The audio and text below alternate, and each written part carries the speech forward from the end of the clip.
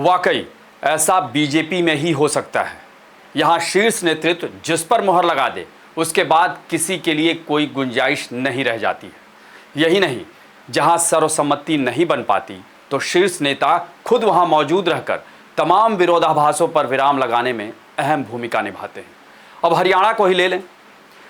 आज हरियाणा में बीजेपी विधायक दल की बैठक के दौरान ऑब्जर्वर के तौर पर गए केंद्रीय गृह मंत्री अमित शाह और मध्य प्रदेश के मुख्यमंत्री मोहन यादव की मौजूदगी में नायब सिंह सैनी को सर्वसम्मति से नेता चुन लिया गया और अब वो 17 अक्टूबर को हरियाणा के मुख्यमंत्री पद की शपथ लेंगे। नमस्कार, मैं अभय राय।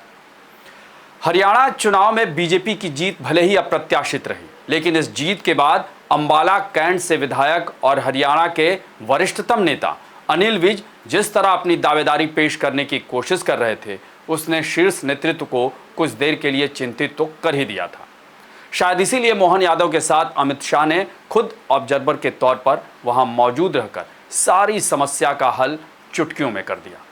और जो अनिल विज दावेदारी पेश कर रहे थे उन्हीं से नायब सैनी के नाम का प्रस्ताव रखवा दिया।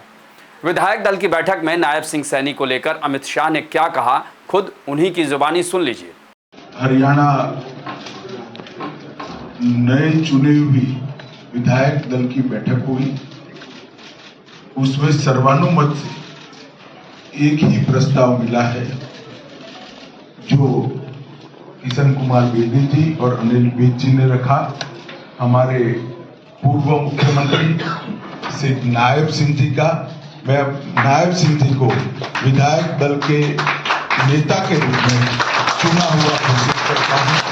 और आप सभी को बहुत बहुत बधाई देता हूं और सैनी साहब को भी बधाई। तो सुना आपने, ये है बीजेपी में नेता चुनने का तौर तरीका। हरियाणा में बीजेपी विधायक दल की बैठक में दोनों पर्यवेक्षकों के अलावा केंद्रीय मंत्री धर्मेंद्र प्रधान, मनोहर लाल खट्टर और राव इंद्रजीत सिंह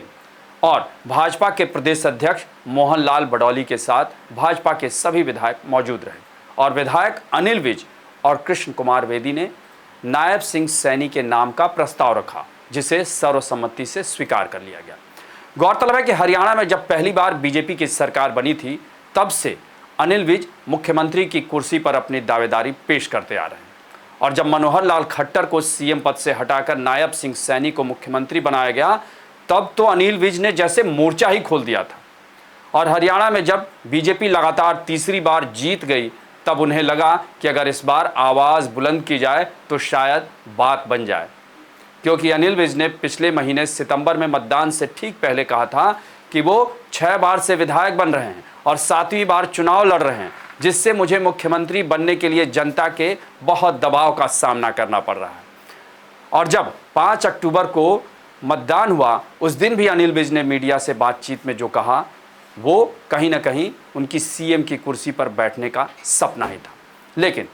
अनिल विज भी अच्छी तरह जानते हैं कि बीजेपी में हर कोई दबाव बनाकर कुर्सी नहीं ले सकता है और अगर कभी किसी ने ले लिया और आगे भी अगर कोई ले ले तो ये अपवाद है और अपवाद ही होगा। बहरहाल नायब सिंह सैनी को तमाम नेता बधाई दे रहे हैं, जिसमें मुख्यमंत्री योगी आदित्यनाथ ने भी उन्हें बधाई दी और नायब सिंह सैनी ने भी कहा है कि हरियाणा हरि प्रकृति और परमात्मा का प्रदेश है। मेरा सौभाग्य है कि सर्वसम्मति से मुझे भाजपा के विधायक दल का नेता चुना गया और हमें सेवक बनकर अपने 2 करोड़ 80 लाख परिवारजनों की सेवा का अवसर मिल रहा है और हमने जो वायदे किए उसे पूरा करेंगे, क्योंकि बीजेपी जो कहती है वो करती है। यानी कल नायब सिंह सैनी और उनकी कैबिनेट शपथ लेगी, जिसमें प्रधानमंत्री मोदी समेत तमाम बीजेपी शासित राज्यों के मुख्यमंत्री और कैबिनेट मंत्री भी मौजूद रहेंगे। और तो और कल वाल्मीकि जयंती भी है और बीजेपी इस दिन के जरिए दलित समुदाय को भी संदेश देगी, क्योंकि इस बार बीजेपी की जीत में दलित वोटरों की भूमिका कितनी अहम रही है ये सभी जानते हैं। यानी देखा जाए तो हरियाणा जीतकर बीजेपी ने विरोधियों में, खासकर राहुल के खेमे में हाहाकार मचाया हुआ है, क्योंकि लोकसभा चुनाव जीतने के बाद राहुल ही वो नेता थे जो हर मंच से बीजेपी और मोदी पर हमलावर थे। ऐसे में अब उन्हें भी मालूम हो गया होगा कि बीजेपी कैसे नहले पर दहला मारती है।